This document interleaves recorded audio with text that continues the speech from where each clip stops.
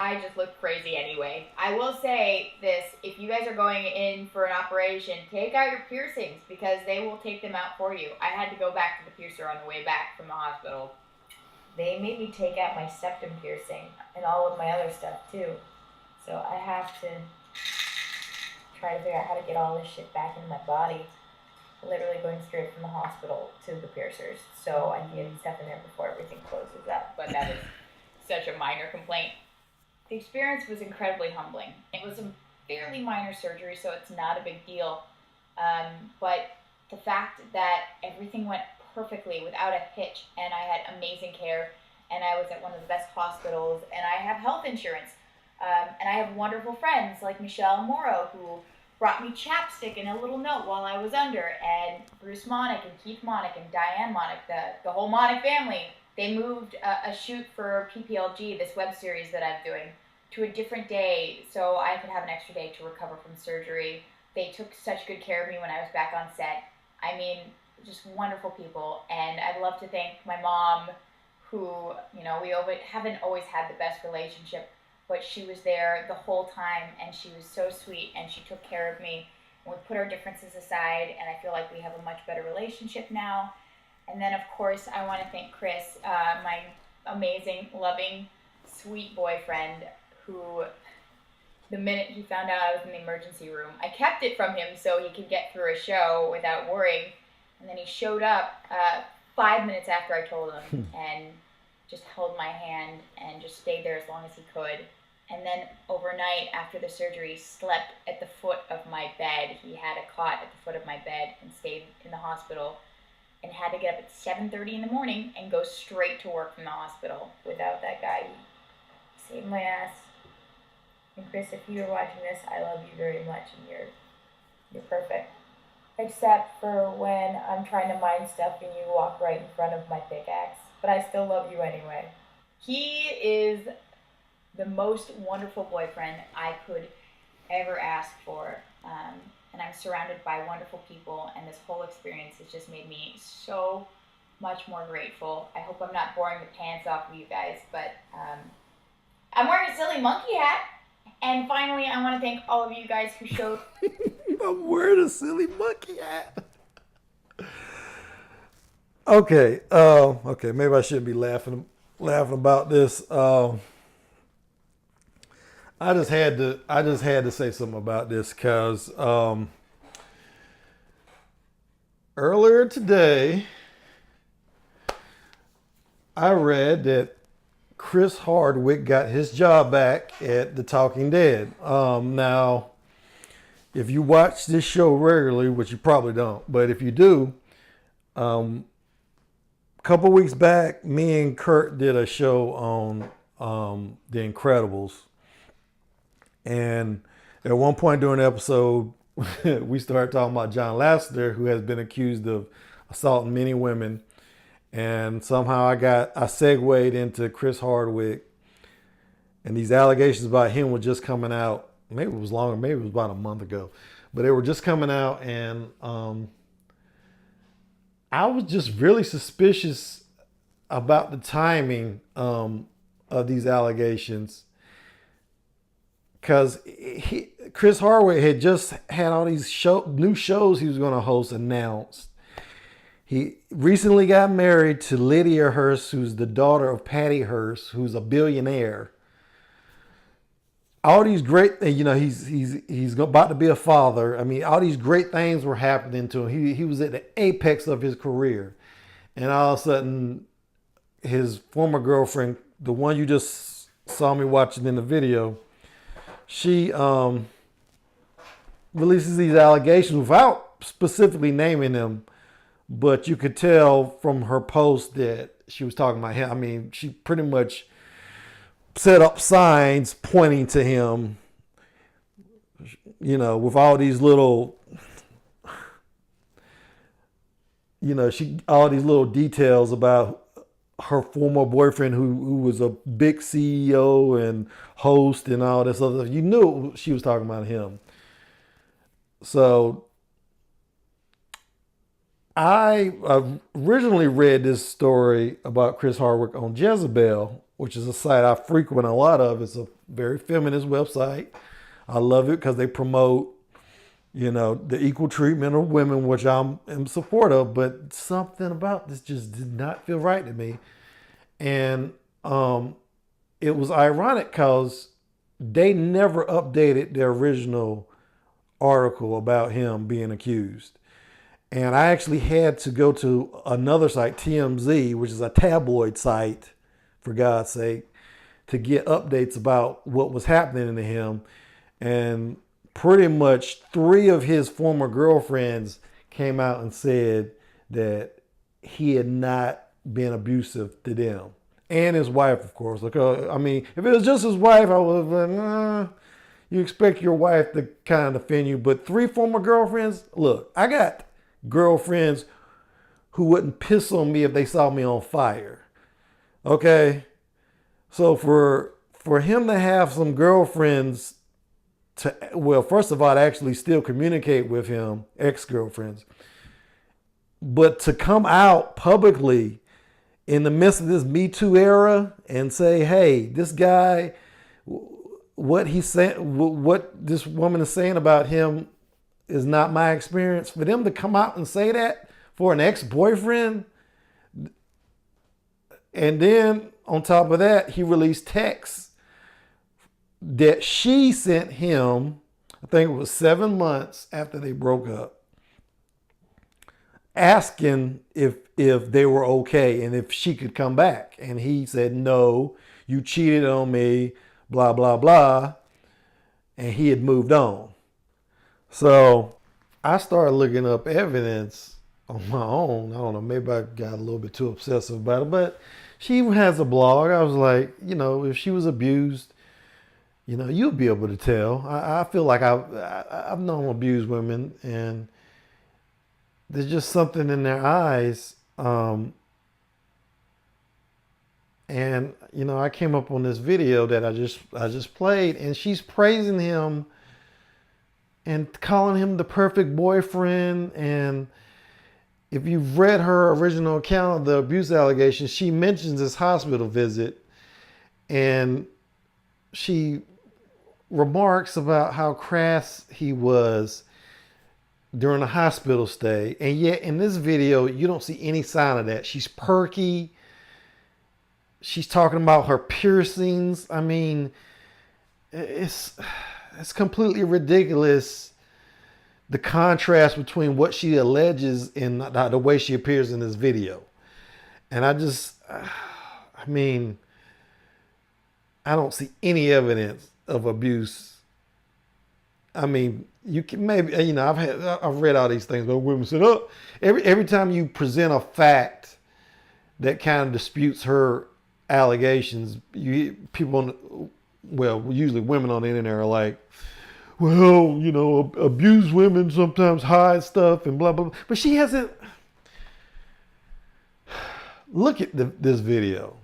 I mean, I just showed it, but I encourage you to watch the whole thing. She does not look like somebody that was abused. I'm not an expert, I admit that, but man, there is nothing in that video but praise about Chris Hardwick. Of course, I want to thank Chris, my amazing, loving, sweet boyfriend, who, the minute he found out I was in the emergency room, I kept it from him so he could get through a show without worrying. And then he showed up 5 minutes after I told him and just held my hand and just stayed there as long as he could. And then overnight after the surgery, slept at the foot of my bed. He had a cot at the foot of my bed and stayed in the hospital, and had to get up at 7:30 in the morning and go straight to work from the hospital. And if you know anything about abusers, they never do it once. This guy, Chris Hardwick, I was just checking on it. He's about 47 years old. 47 years old, and he has one woman come out and accuse him of rape and sexual assault. Now, if you know anything about rapists and people who sexually assault, they don't do it one time. Okay, there would have been, we saw that with Bill Cosby and Harvey Weinstein and most of these guys who've been accused, even Louis C.K., we've had multiple women come out and accuse these men because they don't do it one time. And I just find it hard to believe that that was the only girlfriend that he supposedly abused. Now, I'm not saying I know everything about this. She kept, Chloe Dystra, the girlfriend that accused him, she kept saying that she had this evidence.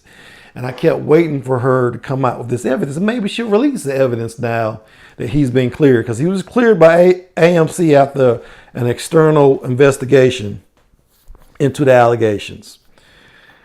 So he released evidence and character testimony. So I'm still waiting for evidence. So I reserve the right to be wrong in this case.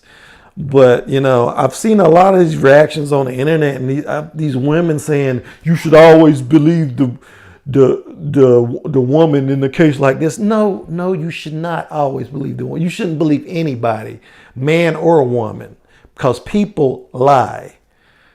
And I mean, if you don't believe that, let me just say two words: Emmett Till. Look on I got it up here on my computer. If you don't know who Emmett Till is, look it up. It was a 14-year-old boy, black in the civil rights era, who was accused of a white woman that he whistled at her. And she's in her 70s now. She just recently, what happened is her husband tied something. This boy is 14 years old now. Went to this boy's house, grabbed him out of his house, and drowned him in the river. 14-year-old boy. On the testimony of his wife. Okay. It later comes out that she lied about some of the allegations she made, against this young man.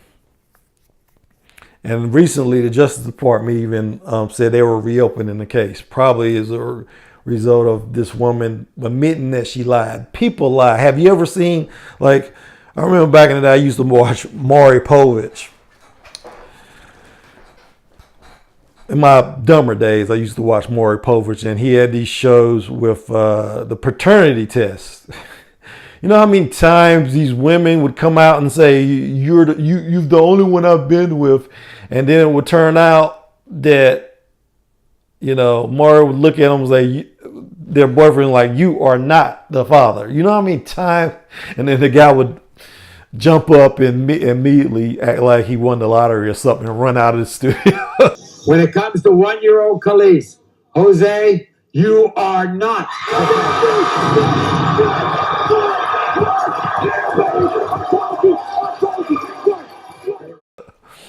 But, how many times I've watched that on Maury Povich? I mean, it's got to be like at least 30 times. So people lie. Women lie. Men lie. Everybody lies. And if you don't believe that, ask a cop. Cops get lied to all the time. It's a little bit depressing. I remember a few years back, me and my wife were going to visit her mother in this little town called Winsboro, South Carolina.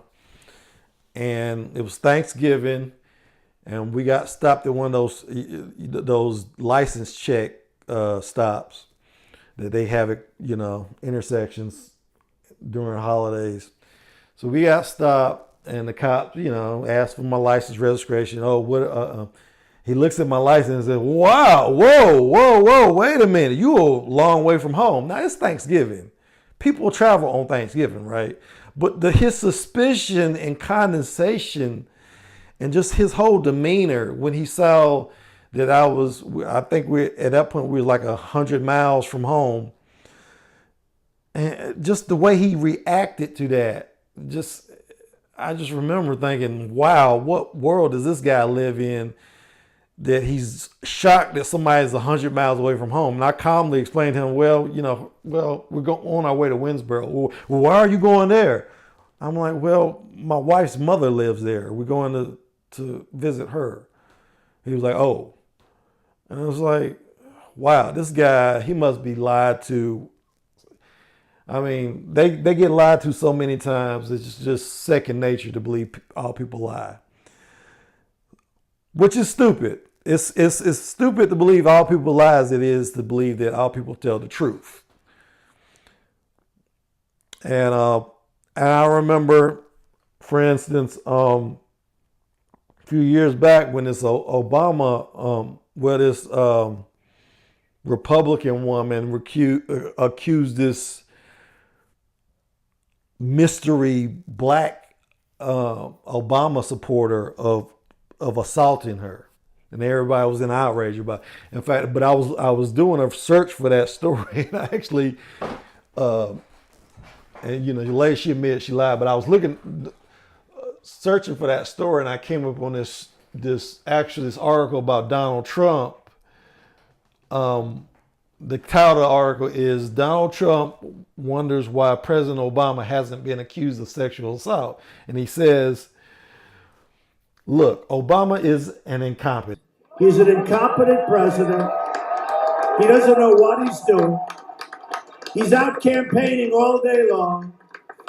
He's talking about me like he knows me. I don't know him. He doesn't know me. And why doesn't some woman maybe come up and say what they say falsely about me? They could say it about him. They could say it about anybody. They could say it about anybody. I'll tell you what, you better be careful, because they could say it about anybody. Anybody at all. And of course, this comes out. I just so happened to read this story right after they released those tapes today of President Trump discussing with his lawyer about paying off this Playboy model. But the thing that struck me about this article, which is 2 years old, by the way, is that he brings up a valid point. Why didn't Obama get accused of sexual assault? Well, maybe because he didn't sexually assault anybody. Maybe that, Donald. Maybe that's the reason. Because, like I said, men who sexually assault women usually have a record of doing that many times. And when one woman accuses them, you'll see women fall out the woodwork. That didn't happen with Chris Hardwick. So I just think this is instructive with this, Me Too movement. It's become this like lynch mob thing. And we have due process in this country, and I just wish, people wouldn't be so eager to condemn some guy. I think some of it had to do with the fact that he's seen as this nice, gentle person. And I think Adam Carolla even said this on his radio show. He was talking about this. If somebody had accused him, he's known as being this nasty, opinionated guy. If someone had accused him of this, people would have just shrugged. Here's the question I'm going to tease. The guys that seem to be getting it the worst are the guys that are the soft-spoken, gentlemanly, sober, nerdy. Yeah. Not nobody is saying shit about Gronkowski. Because we already have him labeled as a cave person. Gronk. Right. A lot of this stuff that's turning is the irony. Like, look at him. He's talking about, the nerd related stuff and doing this and doing that. And aha. You see what's going on? Aha. There's like this aha thing. Again, if you come across like, I think people, no one said a word about me because I think they just think I'm a big douche anyway. Like there'd be no news if I was a verbally abusive douche. Oh, we figured that at home. You figured that, sure. Right? Yeah, it's a given. We'd be surprised if you weren't. Because it's somebody with a somewhat good reputation, the media is so quick to jump on it because it's such a juicy story. Somebody, that's why do you think, Bill Cosby was obviously guilty since he got convicted of that crime. But that was the sensationalism of his story. He presented himself as this family man, this father to millions. So when he got accused of something that, like rape, it was just a sensational story.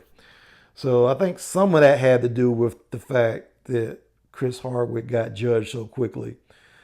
But I'm really disappointed in Jezebel because they presented the allegations. They didn't update the article, the original article, with the information that these former girlfriends that come out and, given their experience. They didn't update the article when he released these text messages. So I just thought it was very ironic that today of all days they decide to do another article about this. And if you look at the article on their website, they say nothing about it. They don't say anything in defense of him. In fact, there's a kind of element to the article that feels like that he got away with something. So I don't know. I just think we got a lot of hate in this country, and we just need to calm down and try to listen to every side. Don't just believe be a skeptic about everything, because people lie. Everybody has an agenda, even me. But hopefully my agenda is the pursuit of truth. But that's all I got to say about that, and I just thought it was interesting. So go about your day, and thanks for watching. You were asked if during your relationship with Deontay, have you ever had sexual intercourse with another man? You said no. The lie detector test determined that was a lie at least 3 men.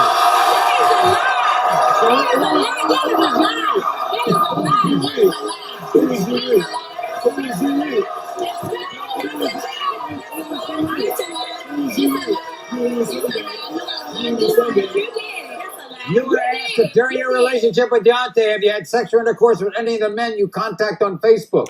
You said no. The lie detector test determined that was a lie.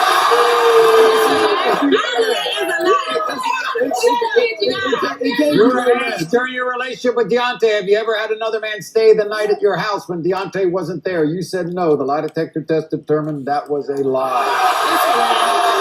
It can't be no lie. Finally, you were asked if you had sexual intercourse with another man around the time you became pregnant with Messiah. You said no. The lie detector test determined that was a lie. So what is he doing? She had significant reactions to cheating throughout the relationship. I'm more interested in Messiah. in whether you're the father of Messiah, okay?